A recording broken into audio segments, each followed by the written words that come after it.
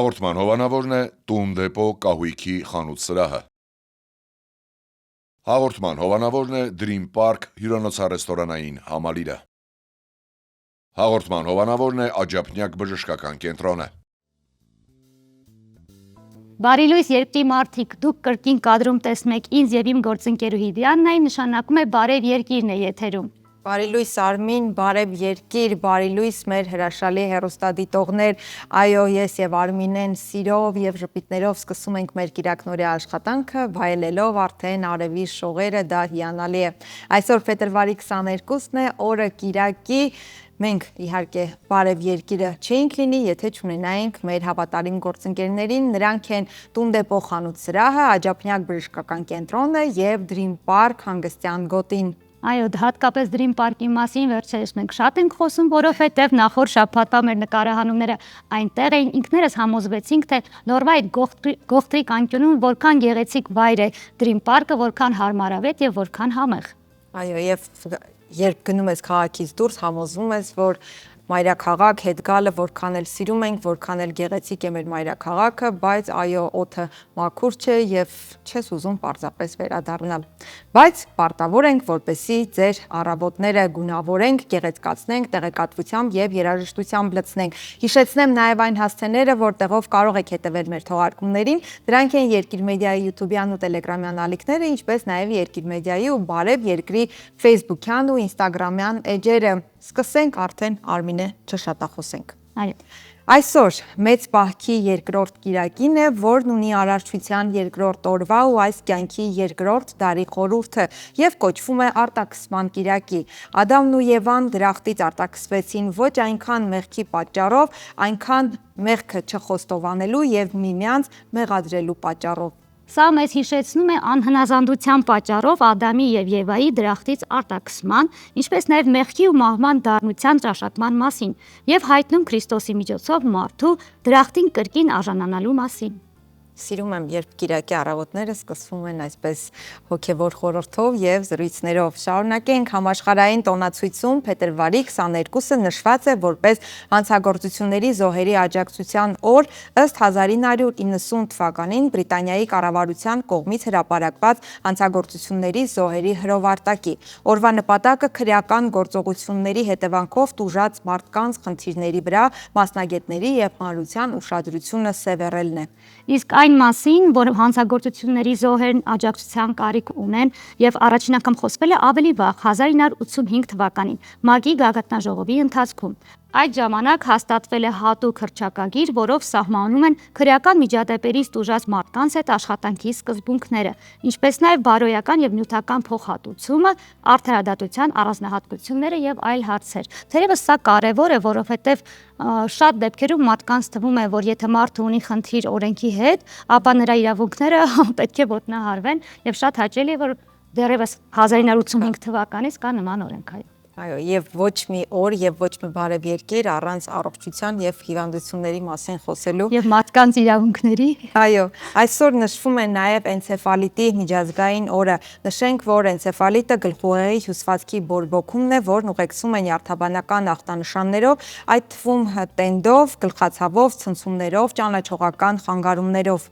Էնցեֆալիտի պատճառ կարող են լինել վիրուսները, բակտերիաները, սնկերը, աուտոիմուն հիվանդություններն ու որոշ դեղամիջոցներ։ Օրվա նպատակը հիվանդության մասին իրազեկվածության բարձրացումն է, վաղ ախտորոշման ու բուժման կարևորությունը ընդգծելը եւ հիվանդներին ու նրանց ընտանիքներին աջակցելը։ Թերևս թող բոլորը առողջ լինեն եւ հիվանդություններից տեղափոխվենք արդեն կինոաշխարհ, որովհետեւ այսօր ժամեր անց հայտնի կդառնան Բեռլինյան 76-րդ միջազգային կինոփառատոնի ոսկե եւ արծաթե արջերի պատվավոր տերերի անունները։ Բեռլինալը 2026-ը մեկնարկել է փետրվարի 12-ին։ Այս տարվա հատուկ ոսկե արջ մրցանակը շնորհվել է դերասանուհի Միշել Յեյոին իր ձեռքբերումների համար։ Նշենք նաեւ, որ Միշելը օսկարակիր Ամեն ինչ ամենուր եւ միանգամից ֆիլմի գլխավոր դերակատարուհին է։ Փառատոնի ժյուրիի նախագահն այս տարի գերմանացի կինոռեժիսոր, սցենարիստ Վիմ Վենդերսն է։ Բեռլինալը 2026-ի հիմնական ծրագրում ներկայացված են 22 ֆիլմ, որոնցից 20-ը համաշխարհային պրեմիերաներ են։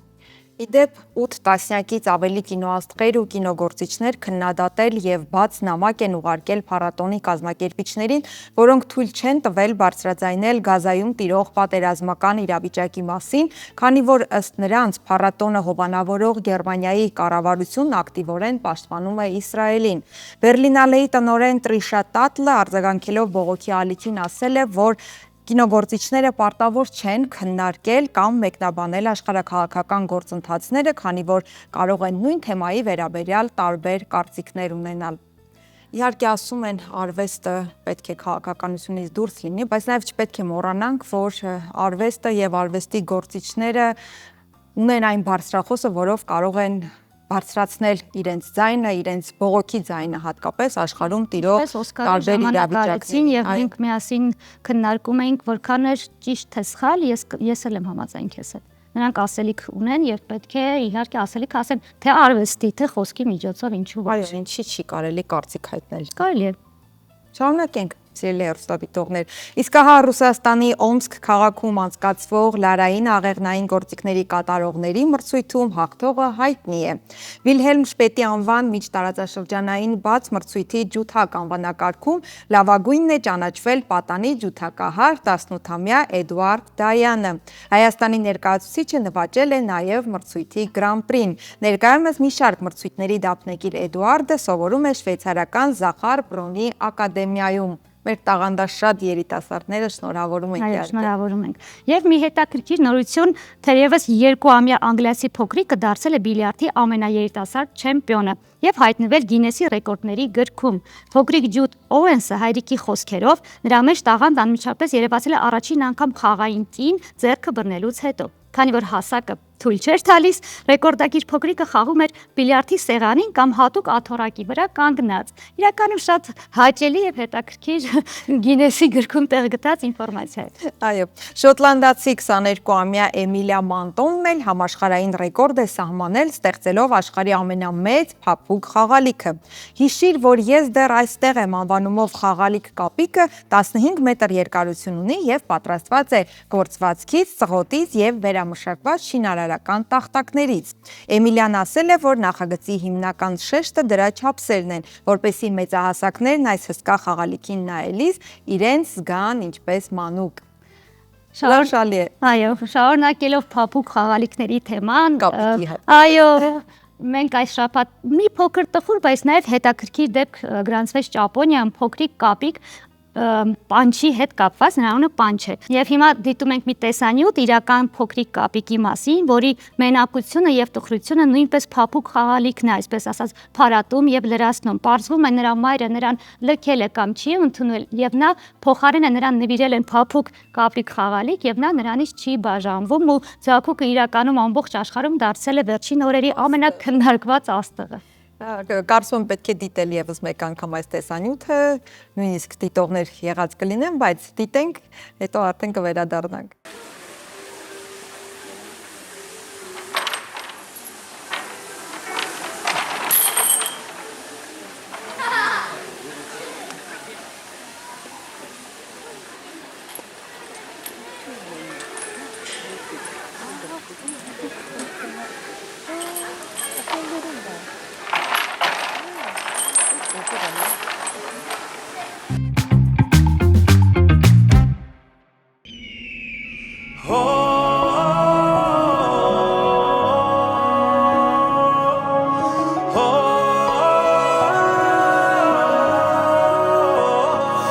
Արևիս լուսի երազել եմ ու գտել եմ իմ աչքի լույսի Արևիս լուսի երազել եմ ու հասել եմ իմ երկրորդ կեսի Արևից լուսին երազել եմ ու գտել եմ իմ աչքի լույսի Արևից լուսին երկուսով միասին Սիրտը իմ թող քոնը դառնա Քեզ կատամ թող քոն ամանա Սերը իմ բահիր քո սարտու Քեզ սիրեմ հավերժ իմ գրկու Կաղոթեմ սիրո ամպերին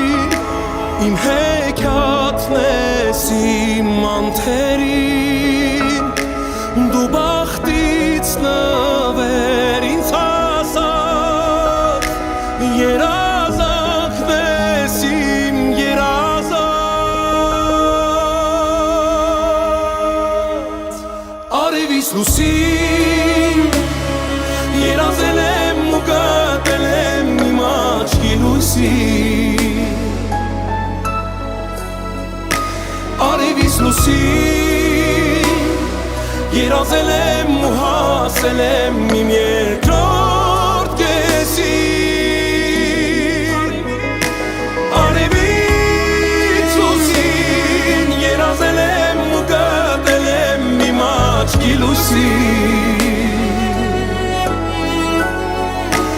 Արևից լուսին երկուսով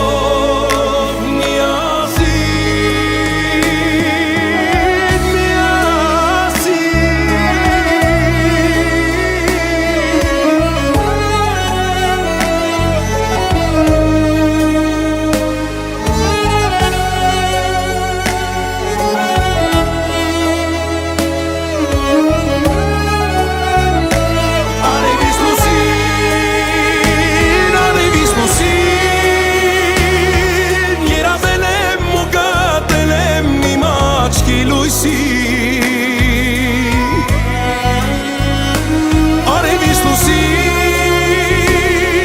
երազել եմ ու հասել եմ իմ երկրորդ կեսին Արևից լուսին երազել եմ ու գտել եմ իմ աչքի լույսին Արևից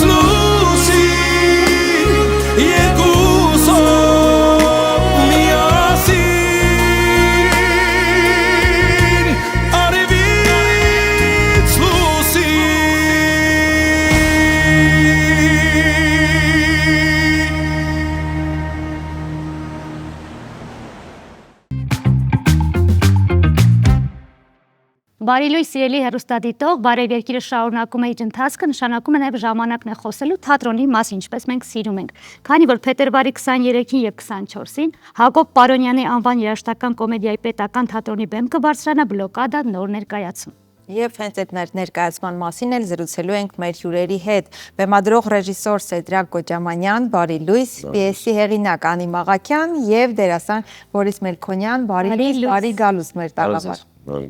Ինչպե՞ս եք։ Շնորհակալություն։ Բլոկադա ներկայացման մասին ենք խոսելու, չեմ ուզում որպեսի շատ փակագծեր բացվեն, բայց այո, արդեն սինոպսիսը կարդալով մոտավորապես հասկանում ենք ինչի մասին է խոսքը։ Նախ Անիից ուզում եմ ճշտել եւ հասկանալ, որքան էլ նման ընտանիքներ գիտենք, որ բլոկադայի օրերին եղել են, բայց հետաքրքիր է, արդյոք հենց մի ընտանիքի նախատիպ է վերցված, թե հորինված պատմություն է սա։ Սա հորինված ընտանիքի պատմություն է, ոչ հորինված իրավիճակում։ Բլոկադան տեղի ունեցել ոչ վաղ անցյալում, ես դեռ շատ թարմ եմ մեր հիշողությունների մեջ եւ վստահ եմ, որ յուրաքանչյուրը ով կնայի, մարդիկ ովքեր վերապրել են բլոկադան, մարդիկ ովքեր կողքից են հետևել, վստահ եմ նույն ապրումներն են ունեցել, նույն զգայական դաշտում են եղել, ինչ որ մեր հերոսներն են ներկայացման մեջ։ Եվ հետաքրքիր է սցենարը գրելուց միջև բեմադրություն սցենարը երբ որ գրում էիք, անի բառերը, որը պետք է ընտրվեն դիպուկ, բայց չլինեն շատ խոցելի, ինչ ձևաչափ եք գտել սցենարը գրելու դեպքում։ Պիեսի վրա աշխատանքը շատ բարդ է եղել իրականում, հատկապես որ սա իմ գրած երկրորդ պիեսն է ընդհանրապես եւ առաջինը, որը բեմ կբարձրանա, այս հարցում շատ ինձ օգնել է Սեդրակը։ Կարելի ասել բառարվար անցել ենք գրածից վրայով, որպեսզի եւ զգայունությունը թողնենք եւ ճիշտ մեր ասելիքը տեղ հասցնենք եւ միևնույն ժամանակ մի քիչ փորձել ենք խղճալով մոտենանք հանդիսատեսին, որովհետև շատ ծանր թեմա ենք վերցրել, ծանր իրադարձություն ենք վերցրել եւ ծանրությունից խուսափել չէր լինում, շատ բարդ աշխատանք է արվել իրականում եւ մի քիչ վախ ունենք մեր մեջ այդ ծանրության տեսանկյունից։ Եվ որն է եղել խնդիրն ու շեշտադրությունը, Սեթրակին էլ նաև այս հարցը կուղեմ, ցույց տալ հայի ուժեղ տեսակը, թե ինչպես կարողացավ դիմագրավել բոլոր փորձություններին, վերհառնել, կրկին եւ շարունակել ապրել, թե նայում ենք բոլորովին այլ տեսանկյունից։ Եկեք սկզբից կարծում եմ դա ավելի հիմնական կարելի է այդպես վերլուծել այս ամենը, չէ։ Իրականում գաղափարը, մտահոգացումը ներկայացման պրոդյուսեր Արմեն Պետրոսյանն է, մեր բոլորի սիրելի մենչի, որը մի ոլորտի եւ ինչու ոչ հանդիսատեսի կողմից էլ է հետաքրքիր, որ հումորային պրոյեկտներով հայտնի Արմենը Պետրոսյան ինչա կատարվել իր հետ, որ այս ամենը չմտածել։ Մի գեղեցիկ գարնանային առավոտ ես եւ Արմենը Պետրոսյան իրար հետ զրուցելիս քննարկում ենք մեր քաղաքում կատարվող ներկայացումների մասին ու ես այսպեսի մի ֆրազա ասացի, հիշում եմ, ասում Արմեն պետք է մի բան անել, որը շուկայում չկա։ Արմենը մի անգամից ասաց այդ ամեն ինչը պետք է լինի արցախցիների մասին ու պատմեց ինչ որ նկարահանումների ընթացքում անընդհատ երբ տաքսիով երթևեկում է քաղաքում հանդիպում է արցախցի վարորդների, որոնք իրենց լքված են զգում այս քաղաքում կամ ոչ հարազատ։ Այդտեղից հիմա ուզում եմ գալ հասնել ինչ է ասելիքը։ Երկար քննարկեցինք իրար հետ եւ այլն, հետո դե մտածեցինք սցենարիստներից ով կարող է լինել կանգառան կազմի վրա եւ այլն։ Այդտեղ չեմ ուզում խորանալ, հետո կասեմ, մեր ամբողջ խնդիրը ես կարծում եմ ասելու համար հետեւյալն է, որ երբ արցախցին համարի, որ Երևանն էլ այո տունը, երևանցին էլ համարի, որ Արցախն է տունը, այդ ժամանակ հողը մեր ոտքի տակ ամուր կլինի։ Ինչը մենք դարեր շարունակ դա, ինչ ասեմ, 10 կիլոմետրի վրա նույնիսկ այդպես չենք մտածել, դա մեր ազգային բնութագիծն է եւ դրա դեմն պետք է առնի։ Այդ դրա մասին է խոսում, ասելիքը դա է ներկայացնում։ Եվ ընդհանրապես շատ մենք բաժանող ենք, անգամ Երևանի թաղամասերով իրար բաժանում ենք, այո, շատ լավ միտք եւ գաղափար է վերցված։ Դերասան Բորիս Մելքոնյանը ներգրավված է, ուզեմ մյուս դերասանական կազմի մասին խոսել, որից հետո Բորիսը իր դերի մասին խոսի։ Հիմա դրանք ասում ես։ Ես մի փակագից բացում նաեւ անի հետ աշխատելու պահով դա անի երկրորդ գրած պիեսն էր, բայց այս տեսակ պիեսը, այս տեսակ ռեժիսորի հետ, որը առաջի վարկյանից եւ պրոդյուսերի առաջին վարկյանից արդեն կառույցը տրվում է եւ այլն, դա սահմանափակում է յուրաքանչյուր ստեղծագործողի, որը անին այդ ամեն ինչը շատ գրկաբաց ընդունեց, դրա համար շնորհակալ եմ նրանից, մի հատ եմ շնորհակալություն հայտնելու, ինչու, որովհետեւ այդ բառ առ բառ վրայից անցնելը ոչ միայն սցենարիստներ, այլ առհասարակ ստեղծագործող մարդիկ ամբիցիաներ ունեն, մի տողմի ստորակետ բարևը ասում ես ողջույն, մեկ ասում են ինչու ես ասել այդպեսի բան, իսկ անին ընդհանրապես այդպեսի պահվածք չի ունեցել, ասեմ ավելին, բաներ կա, որ ես երկու շաբաթ փորձեր ընթացել են, պատահաբար անի հետ խոսելիս ասել եմ անի ես կտորը հանել եմ ընդհանրապես կամ բերել եմ ու այդ վստահությունը, որ թե պրոդյուսերի կողմից, թե սցենարիստի կողմից կա իմ նկատմամբ, դրա համար ես անչափ շնորհակալ եմ։ Այսպես ասեմ սցենարի միտքը Արմենին Պետրոսյան, Անիի հետ միասին մի հատ երկրորդ միտք է ստեղծվել, խմբագրված։ Հետո այդ ամեն ինչը այդ ստեղծված սցենարը երբ եկել է արդեն փորձերի մեջ, դերասանների մեծ բանը կա, այսինքն լեզվամտածողությունից սկսած մինչև օրգանիկա ու այդ ճկունությունը, այդ ոնց ասեմ, իրար հասկանալը, դեպի մի հորիզոն քայլելը, եթե չլիներ այս բոլորի մոտ, դուք հավատացեք, ես ներկայացում այսքան շուտ չէր դեմ բարձրանա, որովհետև կարող էր լինել այնպիսի խնդիրներ, ասել չէ, ես չեմ գրել, ասել ես չեմ մտածում։ Մի խոսքով հիմա այս նավի ղեկը իմ ձեռքն է եւ դերասանների եւ պատասխանատու ամենայն դեպս նավի անձնակազմի մասին է կասենք, այո, կասենք։ Դերասան կազմը Մարջան Նավետիսյան, Շանթ Հովհաննիսյան, Վաչեն Երիցյան, Մարիամ Ալեքսանյան, Բորիս Մելքոնյան եւ Էլենա Գևորգյան, բեմանկարիչները Գարեգինը Եվանգուլյան, երաժշտությունը Արտեմը Վալտեր, հրաշալի երաժշտություն է գրել, զգեստների ձևավորողը Մարինեն Թադևոսյան, պրոդյուսերը նաեւ Սոֆիան Ղուլյան, որ արմատներով արցախցին է,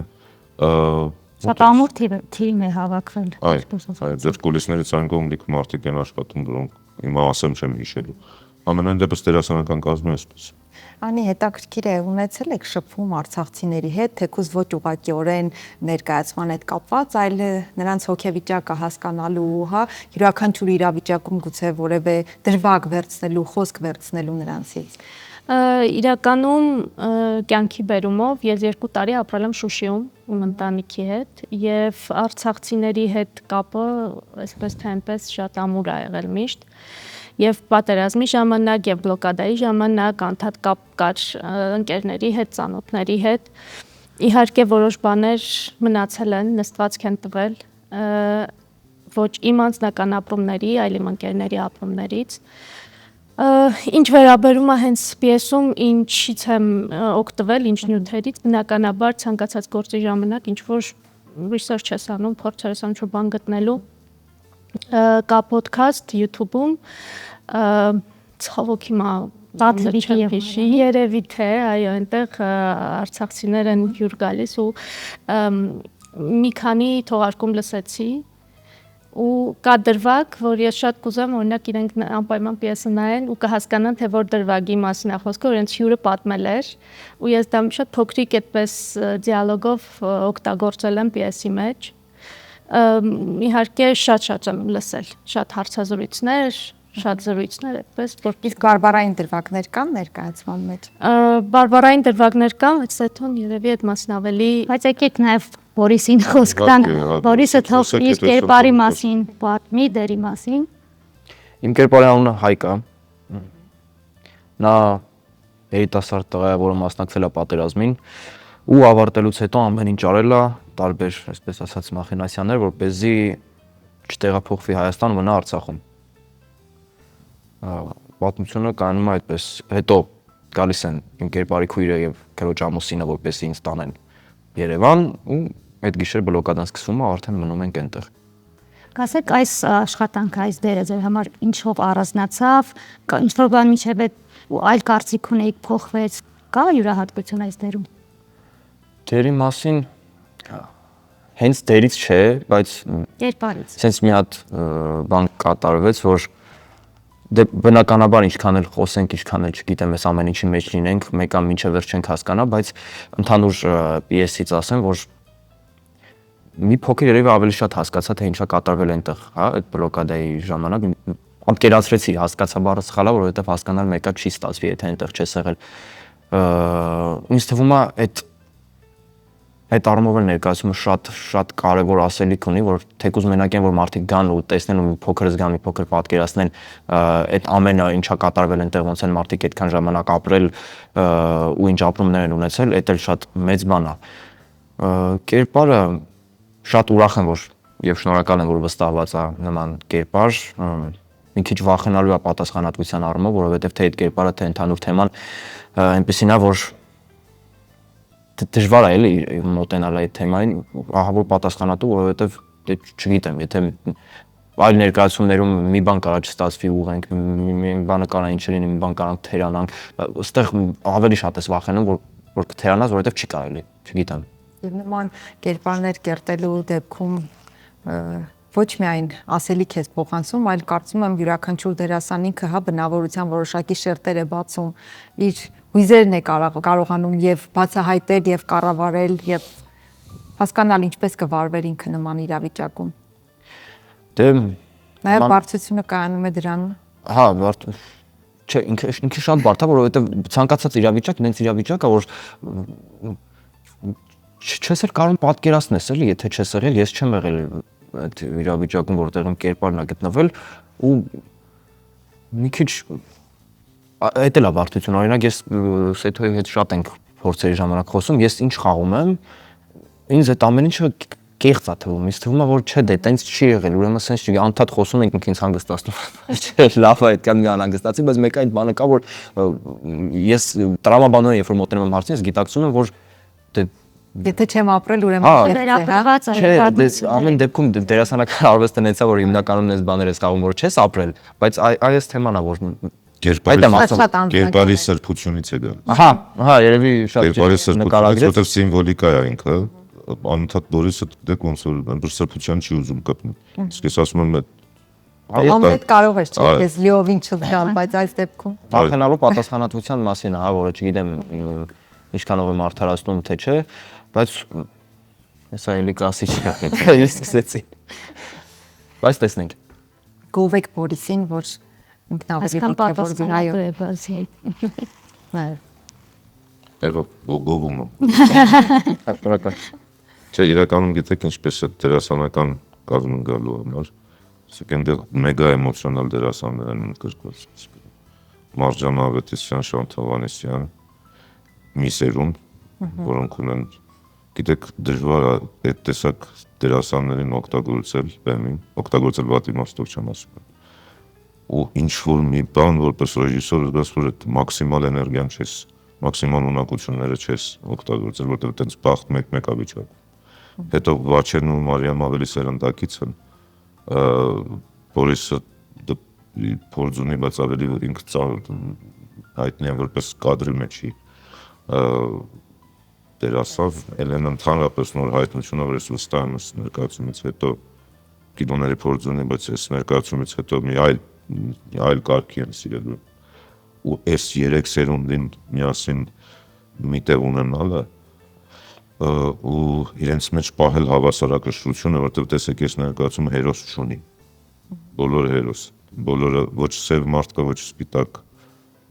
կերպար կա, որ սպիտակ սկսում է սև վերջացնում, սև չէ, ավելի մոխրագույն է վերջանում, կերպար կա, որ սևը սկսում է ու դառնում է վերջում սպիտակ, շատ բարդ է ու շնորհակալ եմ ես շատ Մարջանից, Շանթից, Վաչեից, Մարիամին ահավոր շատ տանջել եմ, Էլենին ու Բորիսին մի այլ տիպի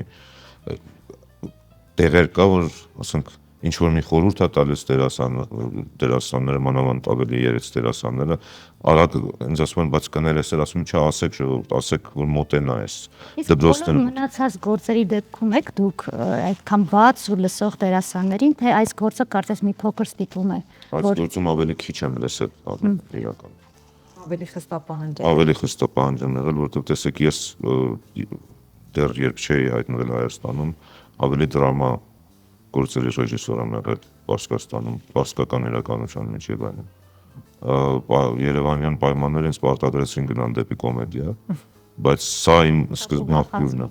Հաջան։ Շատ ուրախ ազգեն կոմեդիա շատ ինքսի։ Որովհետև դա խուրեն դրամա կոմեդիա անընդհատ ու սա այն թեման է, որ թե գաղափարապես, թե լիքը հարցերով եկեք չբացեմ ձեր ժամանակն եմ խլում, բայց ինձ համար էլ ասել, ես ոչ մի ներկայացման վրա այսքան երկար չեմ աշխատել,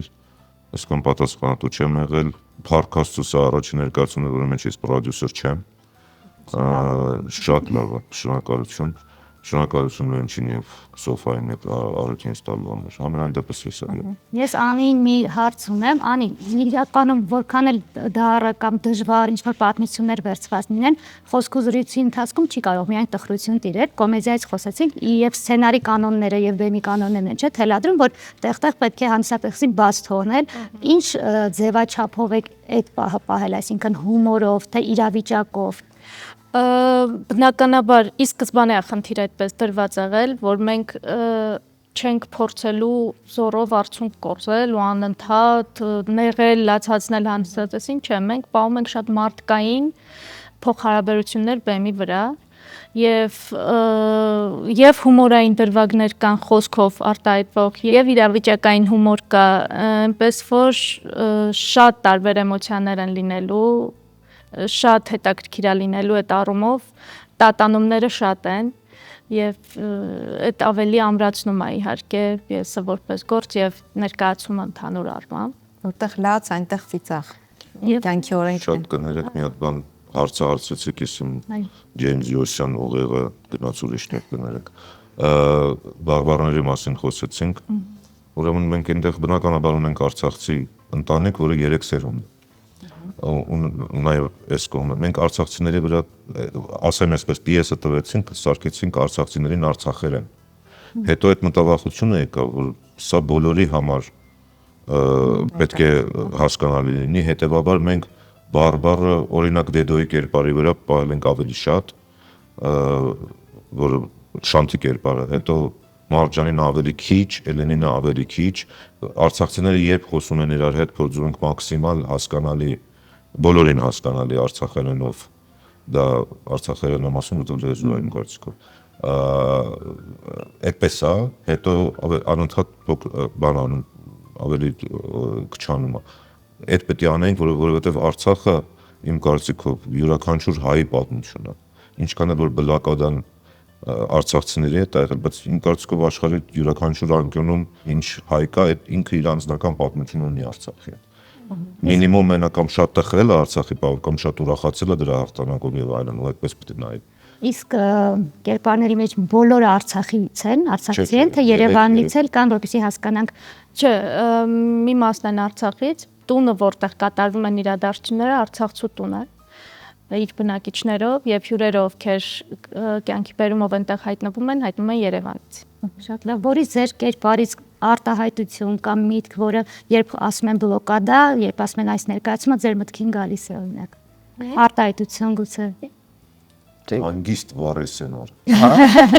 Դե դա ուզում ասեմ, որ կամ արտահայտություն, բայց չեմ ուզում հիմա ասեմ, որ Ասա։ երևի Դեդոյի արտահայտությունն է, բայց ես վերջին տեսանում ունեմ դիալոգ, որտեղ դա կրկնում եմ եւ շատ եմ սիրում այդ արտահայտությունը, ես ասում եմ, որ նո, այսպես ասած, ցիտում եմ Դեդոյին կերպարներից մեկին ու ասում եմ, խոսք եմ տալիս, ասում եմ խոսք եմ տալիս Երևանում դուք ձեզ օտար չեք զգա։ Դեդոն ասում էր, չէ, այդ ժամանակ հողը մեր ոտքի տակ ամուր կլինի։ Այ ինձ թվում է ամենա դրա մասին ընդհանուր Այո, դրանով սկսեցինք, այո, եւ մի այսպեսի հարց, եթե իսկապես ասելիքը հաղորդագրությունը པարզ է, ինձ հետաքրքիր է, թե արդյոք որոշակի լուծումներ կամ ուղղություններ նաեւ առաջարկվում են ներկայացմամբ։ Մենք հասկացանք խնդիրը, որ պետք չէ տարանջատել, երբ Արցախցին այո, այստեղ են զգա իրեն ինչպես տանը, այդ ժամանակ հողը ամուր կլինի։ Առաջարկվում են որոշակի ճանապարհներ։ Ասեմ, որովհետեւ Անին մենչին տանջել եմ այս բողոք, ես եմ հասարակ։ Տեսեք, ես այն ճաշակի հետևորդ եմ թատերական իմաստով, որ հրապարակախոսություններ պետք չեն ներկայացման մեջ, առհասարակ։ Մենք ով ենք, որ բեմում ինչ-որ բան առաջարկենք, մենք պատմությունն ենք ցույց տալիս, որպես արվեստով զբաղվող մարդիկ, յուրաքանչյուր մարդ իրեն է վերցնում, շատ կարևոր, շատ մանր գիծ կա, շատ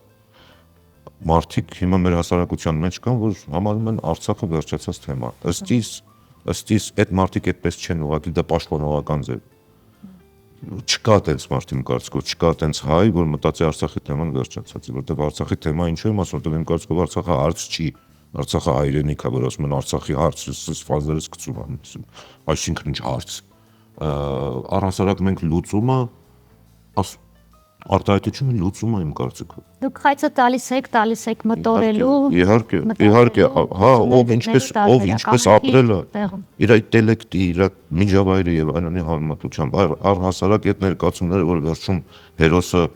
ինչ որ մոնոլոգներ է ասում եւ դասերակում է հանդիսատեսին եւ այլն։ Արդեն գրել։ Հա, չէ, Շեքսպիրից բաց ես մեկ ներկայացումներ կա, վերջում է, որ գիտեք ինչա ժողովրդին որ մեղավոր են հանում բեմի բան ներկայացման վերջում, միշտ ասում են այդ ցավները տանեմ, այս ժողովուրդ են ձեզ սարքել այսպիսին, ոնց ինչպես եք ձեզ ցույց տալիս, իրենց ինչ որ բան սովորեցնել կարող է, դասախոս եք համասարանի կամ ինչ որ բան ներկայացում են ցույց տալիս, այդքան։ Ներկայացումը ոչ դասեր տալու մասին է եւ ոչ էլ անհատների կարծիքների մասին է։ Թիմը աշխատել է նույն ալիքի վրա, մենք բոլորս ունեցել ենք մեր մոտեցումը այս պատմությանը, բայց ներկայացման ասելիքը համընդհանուր է եւ անժետելի մի հատ ճշմարտություն է, որ հայը անկախ իր բնակության վայրից, բարբառից եւ նույնիսկ անկախ այլ հայացքներից, կյանքի հանդեպ մոտեցումներից եւ այլն մնում է հայ եւ տարանջատում դնել այդ որակներով սխալ է։ Եվ ցանկացած տեղ հայը եթե բացում է հայի դուռ, ուրեմն ինքը իր տան։ Մեր ասելիքը դա է։ հիանալի ասելիքով ներկայացում, մենք ձեզ հաջողություն ենք մաղթում եւ այս ներկայացումը ոչ միայն Հայաստանում, ինձ թվում է նաեւ դրսում պետք է տարբեր երկրների հայերի մոտ ցուցադրվի, որովհետեւ այնտեղ են շատ տարանջատումներ ունենում։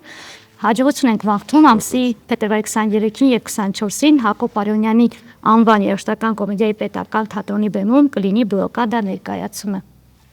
Ես էլ հիշեցեմ, որ մենք Բարև երկիրն էինք եւ զրուցում էինք ռեժիսոր Սեդրակ Գոջամանյանի, պիեսի հեղինակ Անի Մաղաքյանի եւ դերասան Բորիս Մելքոնյանի հետ։ Շարունակեք մնալ մեզ հետ։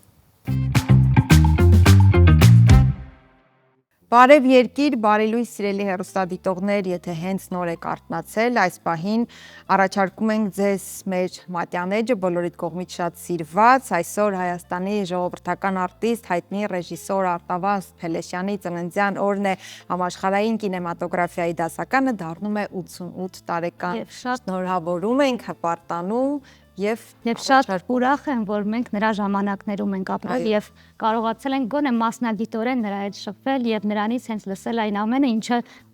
մյուս սերունդները լսելու են վիդեոների եւ տեսանյութերի միջոցով։ Թեկուզ միայն այն, որ ասում ենք մենք նրա ժամանակակիցն ենք, արդեն հպարտանալու առիթ է։ Դե ինչ դիտենք մատյանեջը եւ վերադառնանք։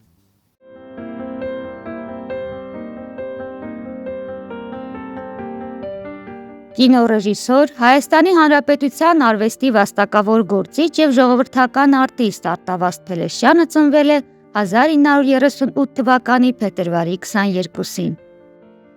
Համաշխարհային վավերագրական կինոյի հայտնի դեմքերից է։ Նրա մշակած տարածական մոնտաժի մեթոդը նոր խոսք է կինոյի պատմության մեջ։ Սերգեյ Փարաջանովը համարել է նրան իրական կինեմատոգրաֆիայի սակավաթիվ հանճարներից մեկը։ Արտավազդ Փելեշյանը 1968-ին ավարտել է Մոսկվայի կինեմատոգրաֆիայի ինստիտուտը։ Ուսանելու տարիներին նկարահանել է Լեռնային պարեկ, Մարդկանց երկիրը եւ սկիզբը վավերագրական ֆիլմերը, որոնք առանձնանում են նուրբ ճաշակով, գեղարվեստական ուրույն ոճով եւ կինոլեզվի թարմ արտահայտչական միջոցներով։ 1969 թվականին Փելեշյանը նկարահանել է հայտնի «Մենք» կինոնկարը, որտեղ առաջին անգամ օգտագործել է տարածական մոնտաժի հիմնատարրերից։ Նա նախընտրել է կարևոր կադրերը տեղադրել իրարից հեռու, որոնք հնչյունների ուղեկցությամբ հանդիսատեսի վրա ունենում են առավելագույն ներգործություն։ Փելեշյանը նկատում է, որ կինոնկարը հայ ժողովրդի ճակատագրի մասին է, իր նպատակը չի եղել հանգեցնել ֆիլմի բովանդակությունը ազգային բացառիկության մտքերին, իր խնդիրն է եղել ազգայինի մեջ բացահայտել միջազգային համամարտկային արժեքները։ «Մենք» ֆիլմն ավելի քան 1 տարի արգելվեց ցուցադրել Խորհրդային Միության տարածքում, բայց հետո վերադարձավ այն դեպի համամիութենական էկրան։ Փելեշյանի նկարած տարվա եղանակները եւ մեր դարը կինոպոեմներին բնորոշ են նուրբ քնարականությունը։ Նա մի առիթով պատմել է. «Տարվա եղանակներում օպերատորը տեսախցիկն է բռնում, իսկ ես օպերատորին»։ Փելեշյանը պատկերահնչյունային մոնտաժի բարձր վարպետությամբ է ստեղծել «Վերջ եւ կյանք» ֆիլմերը։ Լավագույններից են նաև «Աշնանային հովվերգություն», «Աշնանային շուկայի գույները» կինոնկարները։ Փելեշյանը ինքն էլ է նկարահանվել «Մենք ենք մեր սարերը» կինոնկարում 1969 թվականին Ռևազի դերում։ 2022 թվականի հունվարի 4-ին հրատարակվեց Փելեշյանի «Դու ֆիլմեր արա ու լռիր» գիրքը, որն ամբողջությամբ ուշագրություն է։ Իսկ հունիսի 18-ին Երևանում տեղի ունեցավ աննախադեպ իրադարձություն։ Հայ հանդիսատեսը Մոսկվա կինոթատրոնում հնարավորություն ունեցավ մասնակցել մեր մեծանուն կինոռեժիսորի «Բնություն» ֆիլմի հայաստանյան պրեմիերային, որին ներկա գտնվեց նաև ինքը։ Արմինե Վրսոյան, Բարև երկիր։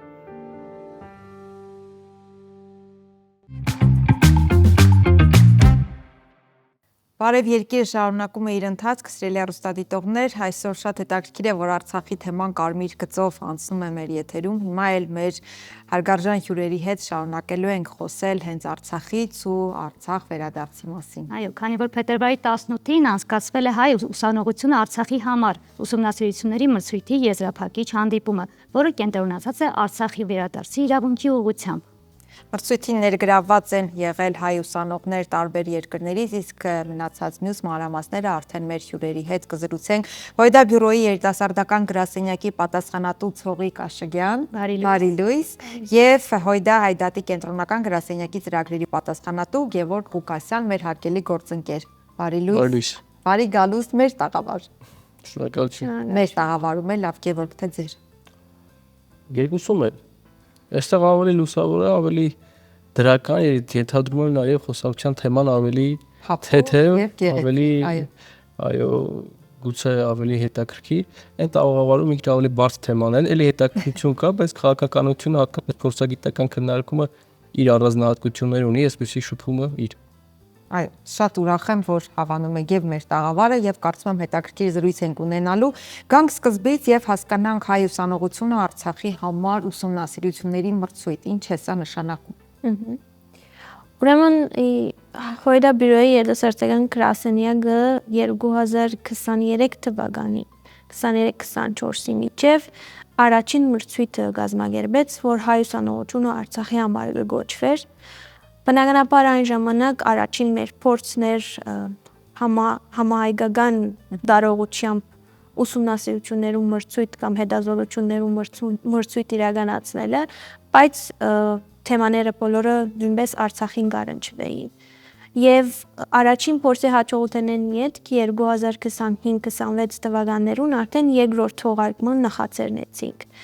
Նպատակը նմանատիպ ծրագրերու եւ մանավանդ այս ծրագրին համախմբել հայ ուսանողությունը եւ իրենց մտավոր եւ մասնակիտական ներուժը ծառայեցնելու համար մանավանդ Արցախի մասին ուսումնասիրություններու, վերլուծական թեզերու եւ աշխատասիրություններու պատրաստման։ Եվ 2025-ին սկսանք պատրաստել երկրորդ թողարկման, բնականաբար քննարկվեցան, թե ինչ կենտրոնացում պիտի ունենա այս տարի մրցույթը եւ վերադարձի իրավունքը որպես էական նշանակություն ունեցող թեմա այսօրվա համար ընդհանրապես հայության եւ մասնավորապես արցախահայության ընդրվեցավ որպես հիմնական առանցքային նյութ։ Անգեյետք մշակվեցան 17 վերնակրեր, որոնք ամփոփեին այն թեզերը ըստ հետաքրքրություններու, որոնց մեր ուսանողները գնան դրել իրենց հետաքրքրած կամ իրենց ոլորտի նեղ մասնակիտական դիտանկյունի վերադարձի իրավունքը ուսումնասիրելու հնարավորությունը ու գծվեցավ յուրաքանչյուր նյութի խորհրդաղդու մասնակետումը իդեպ Հայաստանեն եւ արտերկրի գաղթօջախներեն տարբեր մասնակետներ ներգրաված էին եւ հայտարարվեցավ բացեր արդեն թիմումներու հայտը, որպեսզի տարբեր ուսանողներ թիմեն։ Այսպեսով սկսավ ունեցանք մոտավոր 20 եւ ավելի թիմորդներ, որոնք սկսան աշխատել իրենց խորհրդատուներուն հետ։ Որ երկրներից են ուսանողները Այո, ուրեմն 9 տարբեր երկրների աշխատասիրություններ ստացանք, ներառյալ անշուշտ Հայաստան, Արցախ, իսկ Սփյուռքեն, Իրան, Վրաստան, Թուրքիա, Ֆրանսա, ԱՄՆ եւ Ռուսաստան եւ Սուրիա։ Այս երկրներն էին, որոնց մեծ ստացած են ուսումնասիրություններ։ Մեզ համար շատ քաջալերելի էր, որ աշխարհակրթությունը ծրագրին ընդլայնված է այս թողարկման համեմատած նախորդի հետ եւ ուսումնասիրություններու մշակում են վերջ խորհրդատուների հետ եւ ավարտելուց հետո, այսինքն երբ հանձնեցին ուսումնասիրությունները, կազմվեցավ փոքր տադական կազմը 3 մասնակետներ է եւ այս կազմը մանրագրգիծ եւ մանրամասն ձևով կարտած վերլուծեց գնահատականներ նշանակեց եւ վերջնական հասավ իր արդյունքներուն, որ ամսի 18-ին արդեն հրապարակեցինք։ Լավ, Գևորգ, կխնդրեմ մի փոքր բացեք, թե սա հաջորդ քայլը ինչ է լինելու եւ այդ աշխատությունները, վերլուծությունները ինչ ճանապարհ են անցնելու եւ հավաստիությունը ինչպես է ստուգել, չէ՞ որ ինչ որ մարդիկ գրել են տարբեր տեղերից, դուք ընդհանրապես կարդացողի չէ, դերում եք եղել։ Հավաստիությունը եւ հետագա ճակատագիրը։ Նախ նշեմ, որ ժյուրիի կողմից ստուգվել է աշխատանքների ակադեմիական բնույթը եւ համապատասխանությունը նախորդ հրապարակված չափորոշիչների։ Իսկ մինչ այդ յուրաքանչյուր ուսանողի կցված էր պատշաճ ակադեմիական գիտելիքների տիրապետող, ոլորտի խորը գիտելիքների տիրապետող փորձագետներ, խորհրդատուներ, որոնք օգնում էին ուսանողներին։ Այսինքն ակադեմիականության մասին աշխատանքների կասկածները ի սկզբանե փարատվում էին։ Դժվար էր նաև որպես ժյուրի անդամ բավական դժվար էր գնահատել իսկապես 2 ամիս տևեց աշխատանքները նայելը, մանրամասն քննարկելը եւ գնահատելուց ուղղակի մենք ստիպված էինք չափորոշիչներ նայել, որովհետեւ ակադեմիական արժեքը բոլոր աշխատանքների իսկապես լավ էր։ Նախ նշեմ, որ վերադարձի իրավունքի իրավաքաղաքական հենքը, որ միջազգային իրավունքում, միջազգային հարաբերություններում կա, պատշաճ կերպով վերլուծված էր։ Շատ կարևոր է, որ պատշաճ կերպով վերլուծված էր նաև Արցախահայության վերադարձի ընկալումի ներկա վերադարձի իրավունքի ներկա միջազգային ընկալումը, թե տարբեր պետություններ, միջազգային կազմակերպություններ, դատական ատյաններ միջազգային ինչպես են վերաբերում Արցախահայության վերադարձի իրավունքին, եւ սա հասկանալը երիտասարդության, ուսանողության նոր քաղաքագիտության, միջազգային հարաբերությունների ոլորտում քայլ անող ուսանողների համար շատ կարևոր է, որտեղ այս վերլուծությունը ցույց է տալիս, որ անկախ այն ամեն ինչից, ինչը փորձում է թե ներսից, թե դրսից համցնվել մեզ, Արցախահայության վերադարձի իրավունքի խնդիրը ունի պատշաճ միջազգային ընկալնակություն, սկսած արդյունավետության միջազգային դատարանից մինչև տասնյակ պետությունների համապատասխան դիրքորոշումներ։ Մյուս հարցը, որ կարևոր էր, երբ որ ուսումնասիրում ենք Արցախահայության վերադարձի իրավունքի խնդիրը, անխուսափելիորեն ակադեմիական տեսադաշտ են գալիս նաև այլ խնդիրներ, օրինակ գույքի ապահովության խնդիրը, հարազատների շիրիմներին այցելելու իրավունքի խնդիրը, մշակութային ժառանգության պաշտպանության խնդիրը, տարաբնույթ խնդիրներ, որոնք նույնպես արդեն որպես երկրորդական ազդեցություն բերվեցին ուսումնասիրության տեսադաշտը, ինչը նույնպես կարևոր է։ Իսկ գալով հեռանկարին այս ուսումնասիրությունների, սրանք կարող են օգտագործվել գոնե հայ դատի տարբեր հանձնախմբերի, տարբեր գրասենյակների կողմից իրենց աշխատանքներ, որովհետև ելի եմ ասում, հիմնավորվածությունը ակադեմիական, քաղաքական, քաղաքագիտական տեսանկյունից իսկապես բավական լավ է եւ շատ ուրախալի է, որ ուսանողները գիտեք ինչ փորձում էին պրպտել, փորձում էին այն ինչը իրենց համար ցանկալի է նաև ակադեմիական ապացույցի ենթարկել, այսինքն Արցախահայության վերադարձի իրավունքի խնդիրը այնքան ամուր է միջազգային իրավունքում, որ նրանք որոշակիորեն հեշտությամբ դա արեցին, բայց նաև այդ մղումը իրենց որ մինչև վերջ գնան, փորձեն նախադեպերը գտնել, փորձեն տարբեր երկրների դիրքորոշումները գտնել, իսկապես ուրախալի էր։ Գևորգ, քանի որ սա շատ կարևոր թեմա է, ավելի լայն մասային հասանելի ինչպես եք դարձնելու եւ արդյոք պլանավորում եք թեկուզ այստեղի մյուս ուսանողների Երևանի, որոնք կուզեն հետաքրքրված են, ինչպես եք դա անելու եւ երբ։ Նախ կան աշխատանքներ, որոնք արժանի են նույնիսկ միջազգային գիտաչափական հանդեսներում տպագրության եւ այդ առումով աշխատանքները կշարունակվեն, որպեսզի ապահովի դրանց տպագրություն եւ գիտաչափական հանդեսներում եւ գիտահանրամատչելի հանդեսներում, իսկ ծրագրի հետագա շարունակության հետ կապված կարծում եմ ծողիկը։ Ծրագրի շարունակությունը բնականաբար պիտի տեղի ունենա, սույն ուսանողներուն հետ պիտի շարունակենք, որ իրենց աշխատասիրությունները հրաբարակվին տարբեր հանդեսներու մեջ, բայց նախատեսած ենք, որ տարեկան կամ 2 տարին մեկ անպայմանորեն գրկնենք ծրագիրը, շեշտադրումները թերևս կդարբերին, բայց գետրոնացումը Արցախի վրա կմնա եւ օրերը ցույց կտան, թե ինչ ուղղությամբ պետք է տանենք այդ հարաճիգա թողարկման ֆոկուսը, այսպես ասած, բայց բնականաբար պիտի շարունակվի ծրագիրը եւ միջոցառման ընթացքին էլ ուսանողներեն եւ նաեւ խորհրդատուներեն առաջարկությունները ստացած ենք, ինչպես բարելավենք, բնականաբար բոլորը նկատի կառնենք եւ կհարստացնենք ծրագիրը հաջորդ տարվա համար։ Ուսանողներին փորձի հնարավորություն տալը աշխարհասփյուր, հայ երիտասարդներին, ուսանողներին համախմբելը իհարկե գովելի, ողջունելի է եւ լավ կլինի շարունակական, բայց հիմնական հասցեատերը, ով է այս բոլոր աշխատությունների, որտեղ պետք է բարձրացվի եւ այս հարցը եւ այս աշխատությունները, ինչպես ասացիք, կան այնպիսիները, որոնք կարող են նաեւ միջազգային, տեսակ հանդեսներում տպագրվի, այսինքն վերջն արդյունքը եւ նպատակը այս ամենի։ Այս գործը մի քանի հասցեատեր ունի։ Գոնե այս ծրագրի շրջանակում իմ կարծիքով առաջի հասցեատերը հենց հայ երիտասարդությունն է, որը մեր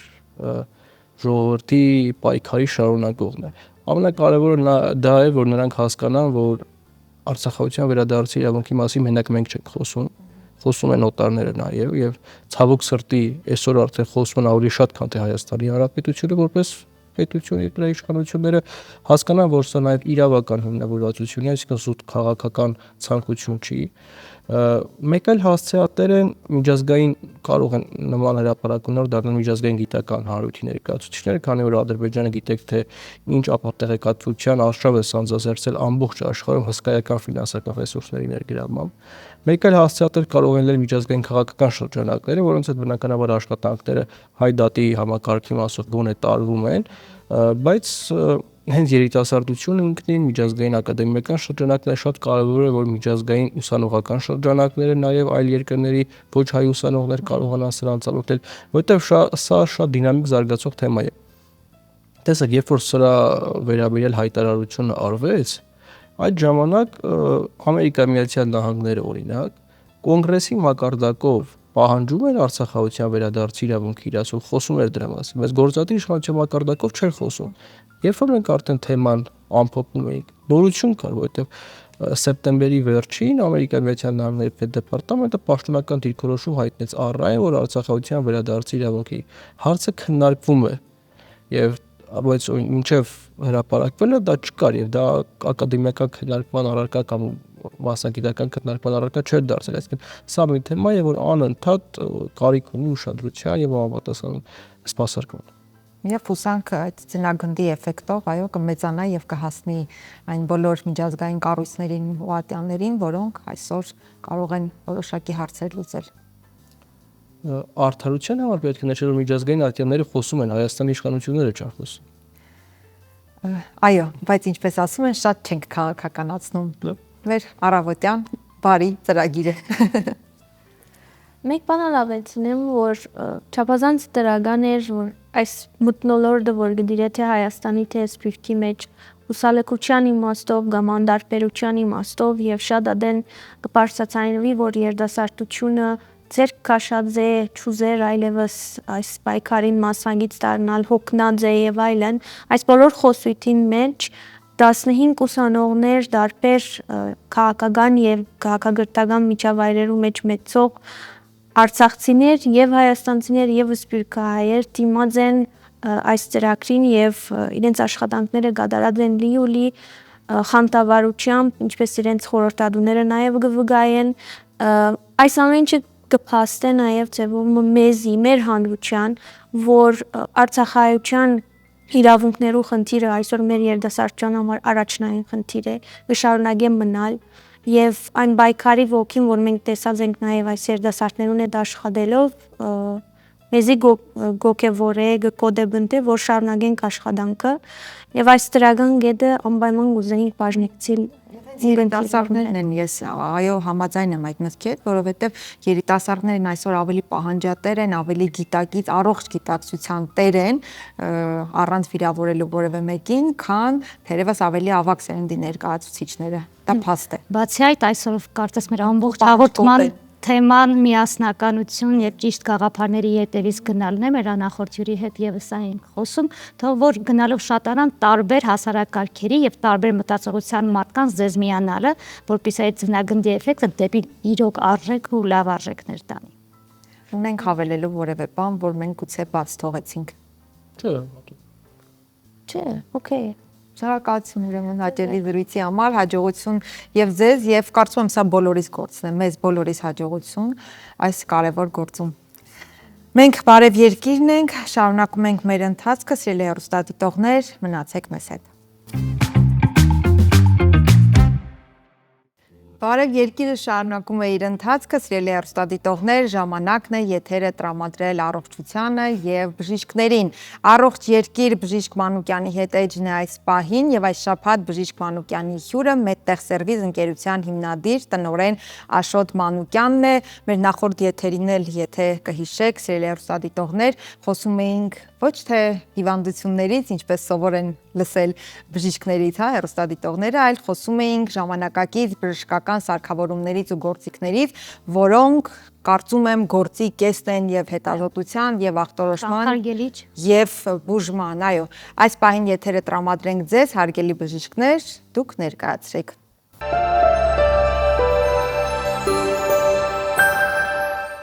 Այսօր մեր հյուրն է մի մարդ լեգենդ, որը շատ դժվարությամբ համաձայնվեց հարցազրույցի, ով որպես կանոն ունի հսկայական փորձ, գիտելիքներ, սակայն գերադասում է մնալ տեսախցիկներից հեռու։ Մի մարդ, ով տարիներ շարունակ ղեկավարում է MedTech-Service ընկերությունը, որը ստեղծվել է հեռավոր 1988 թվականին, մնացել է հավատարիմ իր ամբից եւ որակյալ սպասարկման գաղափարին, որը դարձել է իր ընկերության կայունության եւ վստահության էտալոն, եւ ում խորհուրդներին լսելու համար գալիս են բոլոր բուժհաստատությունների ղեկավարները։ Այսօր մեր հյուրն է MedTech-Service ընկերության հիմնադիր գլխավոր տնօրեն Աշոտ Մանուկյանը։ Մեր զրույցը այսօր նրա մասին է, թե ինչպես լինել միշտ պահանջված, ինչպես կատարել ռազմավարական կարևոր որոշումներ, երբ տրանսֆորմացնել բիզնեսը եւ երբ մնալ անփոփոխ։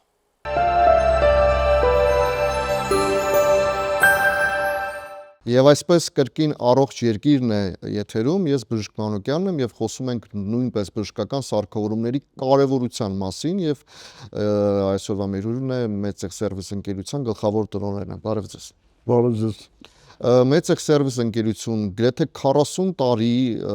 բավական մեծ հաջողությամբ շուկայում ներկայացնում է տարբեր տեսակի թե նորամուծություններ, թե տարբեր տեսակի սարքավորումներ, ստոմատոլոգիական, բժշկական, երևի թե պիոները, այսպես ասած, առաջինն է, որ ներկայացրել է տարբեր գործիքներ։ Ինչպես է դա ստացվել։ Ինչն է դրա հիմնական նախապայմանը լինել այսպիսի հեղինակավոր մեր շուկայում։ Բարև ձեզ, շատ հաճելի է ձեզ հետ զրուցել։ Այո, իսկապես MedTech-Service ընկերությունը ստեղծվել է շատ վաղուց, ավելի քան 38 տարի առաջ, 1988 թվականին, սկզբից որպես կոոպերատիվ կազմակերպություն եւ 1995 թվականից արդեն վերափոխվեց որպես սահմանափակ պատասխանատվության ընկերություն եւ արդեն 38 տարի անընդհատ աշխատում է բժշկական սարքավորումների, պարագաների, նյութերի, ստոմատոլոգիական նյութերի, սարքերի, սարքավորումների ներմուծումով եւ վաճառքով մեր հասարակության բժշկական կազմակերպություններին, անհատ ձեռներեցներին, անհատ բժիշկներին, ստոմատոլոգներին, կոսմետոլոգներին եւ կարողանում ենք բարեհաջող կերպով իրականացնել այս գործընթացը։ Մեր հաջողության գրավականը փաստորեն միայն լավ բարձրակարգ սպասարկումն է, խորհրդատվությունը, մասնագիտական խորհրդատվությունը, երաշխիքային սպասարկումը, հետ երաշխիքային սպասարկումը, գնային ճկուն քաղաքականությունը, on-line վաճառքը եւ մի շարք այլ հանգամանքներ մեզ օգնում են, որպեսզի մենք հաճախորդների հետ աշխատենք ըստ իրենց ցանկության, իրենց պահանջների, ընդառաջ են գնում բոլոր հարցերին, բոլոր լուծումները տալով նախորդ կազմակերպված ձևով։ Ես գիտեմ, որ կա այսպիսի մի գաղափար, անհատական մոտեցում, այսինքն յուրաքանչյուր հաճախորդ հանդիսանում է որպես այդպիսին արժեքավոր, մեզ համար կլինի այդ գնումը մանր թե մեծ, յուրաքանչյուր հաճախորդին վերաբերում եք անհատականորեն, այո։ Այո, իհարկե, մեզ համար ոչ մի նշանակություն չունի տվյալ բժիշկը կամ անձը ներկայացնում է պետական բժշկական կազմակերպություն, թե մասնավոր ձեռնարկություն, թե անհատ ձեռներեց, ոչ մի նշանակություն չունի։ Նույնիսկ փոքր գնումներ կատարելու դեպքում անհատական մոտեցումը պարտադիր է, ուշադրությունը մեր հաճախորդների նկատմամբ։ Մենք կարող ենք ասել, որ այսօր Հայաստանի Հանրապետության մոտ 90% բժշկական կազմակերպությունների եւ անհատ բժիշկների ճանաչում է մեզ, անհատական կապեր ունենք եւ շատ հարգանքով ենք տրամադրված մեկս մյուսի նկատմամբ։ 1988 թվական եւ հիմիկվա ժամանակները թերևս տենդենցիաները փոխվում են, կա դինամիկ աճ, բժշկության եւ ընդհանրապես առհասարակ նաեւ տնտեսության, ինչու՞ չէ նաեւ ինչպիսի սարքավորումներ են հիմա ավելի ակտուալ, ավելի արդիական պահանջարկը, որը որ ավելի շատ է, որի ակտուալությունը, արդիականությունը ավելի շատ է։ 1988 թվականի համեմատ տեխնոլոգիաները, տեխնիկան եւ գիտությունը շատ է առաջ խաղացում ունեցել, այժմ ավելի շատ ցանկություն ունեն ձեռք բերելու այնպիսի սարքեր, ճառագայթաբանության հետ կապված սոնոգրաֆներ, ուլտրազանյային սկանավորման սարքեր, ռենտգենյան սարքեր, ֆլուորոգրաֆիկ սարքեր եւ այլ դիագնոստիկ հետազոտման սարքերի հարցեր են առաջացնում բուժ կազմակերպությունները եւ բժիշկները եւ մենք կարողանում ենք համընթաց իրենց հետ, իրենց պահանջների հետ շարժվել, որովհետև ունենք մենք համապատասխան բարձր կվալիֆիկացիա ունեցող մասնագետներ, որոնք անձամբ կողմնորոշվում են այս կամ այն սարքի տեխնիկական պարամետրների եւ նորագույնության հետ կապված հարցերը։ Ուստի այդ կոնսուլտացիաների ընթացքում մենք հասկանում ենք բժիշկի ցանկությունը, նրան նախընտրելությունը եւ ըստ դրա մենք արդեն կարողանում ենք մասնակցել իրեն պատշաճ մակարդակի սարք եւ սարքավորումներ։ Մեծ ցեխ սերվիս, երևի թե անունը արդեն բավականին շատ բան է ասում, այսինքն սերվիս, սպասարկում, նաև տեխնիկական սպասարկում, հետ երեխեքային սպասարկում, շատ կարևորում եք դա։ Այո, իհարկե, ես ասեմ, որ յուրաքանչյուր պատվերի դեպքում, սարքավորումի պատվերի դեպքում մեր առաքիչները մասնագիտացված ձևով, մեր տրանսպորտային միջոցների ձևով մատակարարում են այդ սարքերը Հայաստանի Հանրապետության բոլոր մարզերում եւ համապատասխան ինժեներական կազմը տեղադրում է, ուսուցանում է, բացատրում է, ցուցադրում է այդ սարքավորումների աշխատանքը, որից հետո տալիս ենք 1 կամ 2 տարվա երաշխիքային սպասարկում։ 1-2 տարվա ընթացքում, եթե որևիցե հարց, խնդիր առաջանում է, մեր ինժեներների կողմից կատարվում է այդ բոլոր աշխատանքները։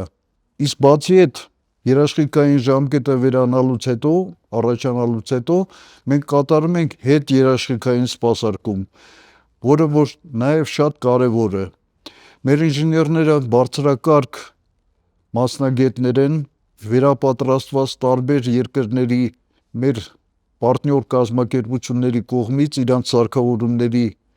վերաբերյալ եւ ունեն բարձր մակարդակ։ Իրականում մենք գիտենք, որ 1988 թվական եւ հիմա բավականին շատ մարտահրավերներ են փոխվում, սակայն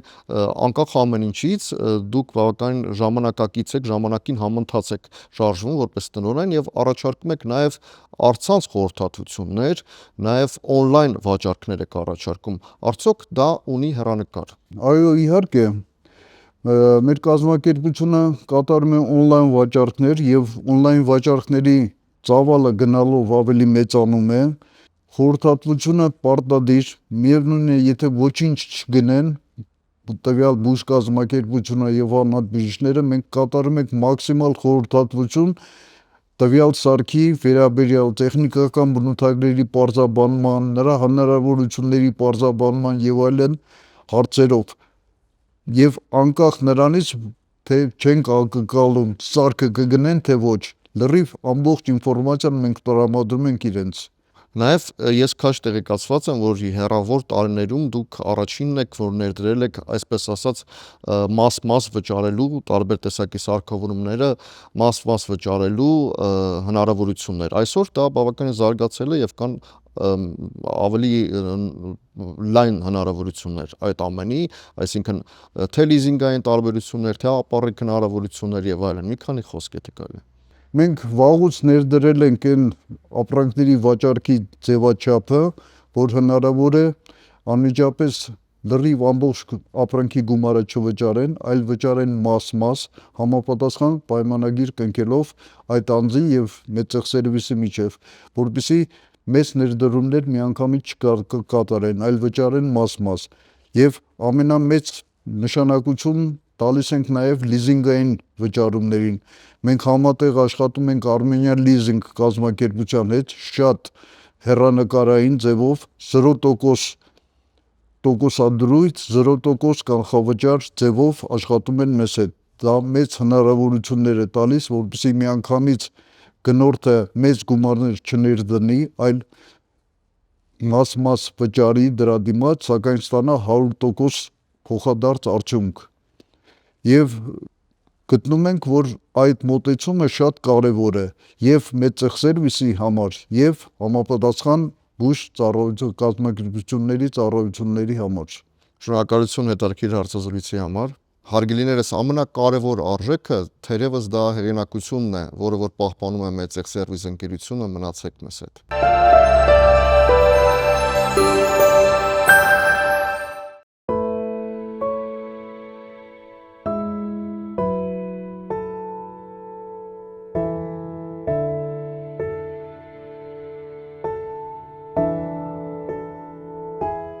Ես ու դու միասին գրված, ես ու դու իրարով գերված, ես ու դու սիրահարված ու երջանիկ, ես ու դու աչքերով փայլող, ես ու դու ամպերով քայլող, ես ու դու հույսով դեպի նոր ընտանիք, ես ու դու փնտրեցինք երկար, ես ու դու ընտրեցինք իրար, սերը լուրջ է այն խոսում է, մեր երակներով խոսում է, ես ու դու ու մեր սերը ջինջ, ես ու դու պետք չէ ոչինչ, սրտերում իրար տենչում են, երկու բառ, որոնք հնչում են, ես ու դու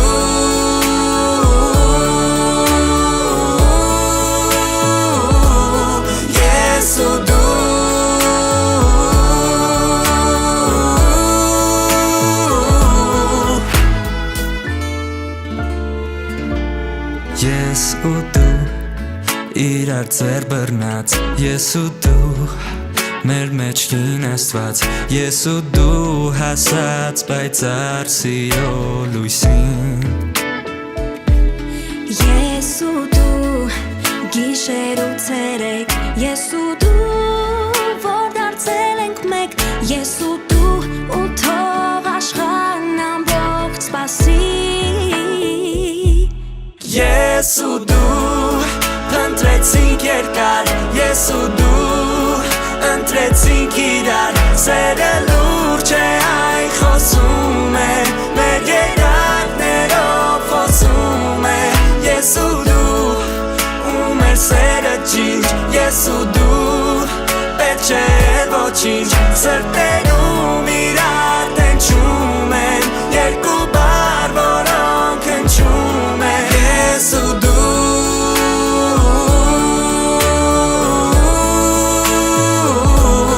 ես ու դու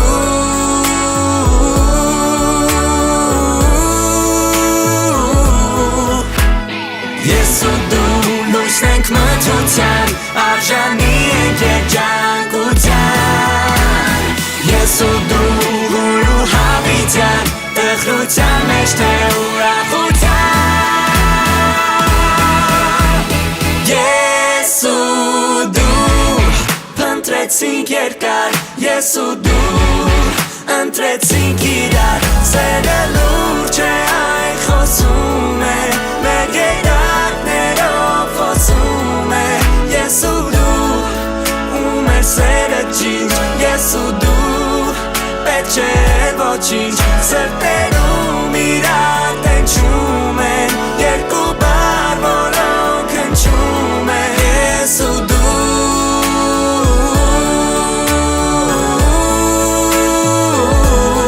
ես ու դու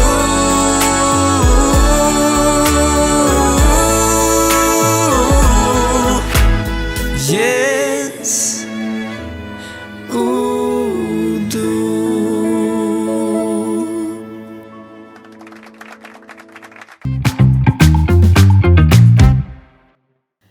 Եվ վերջ սիրելի հեռուստադիտողներ, ամեն լավ բան իր ավարտն ունի։ Այս շաբաթ մեր աշխատանքն ավարտվեց։ Ցավոք, պետք է սպասենք եւս մեկ շաբաթ, որպեսզի ձեզ հետ շփվելու հնարավորություն ունենանք։ Այո, մենք կգնանք, կպատրաստվենք, կրկին կհավաքենք հետաքրքիր տեղեկատվություն ձեզ հետ կիսվելու համար։ Դուք դուրս եկեք վայելեք այս դրսի այսօրվա արևը, լավ տրամադրությունը եւ մենք մի շաբաթ կրկին կհանդիպենք, բայց հիշենք նաեւ մեր գործընկերներին։ Մեր գործընկերներն են Տուն Դեպո խանութ սրահը, Աջափնյակ բժշկական կենտրոնը, որտեղ ձեզ յուրահատուկ մոտեցում կցուցաբերեն։ Եվ իհարկե Dream Park հանգստյան գոտին։ Ես հանկարծ հիշեցի, որ մյուս շաբաթ Կիրակի արդեն գարուն է։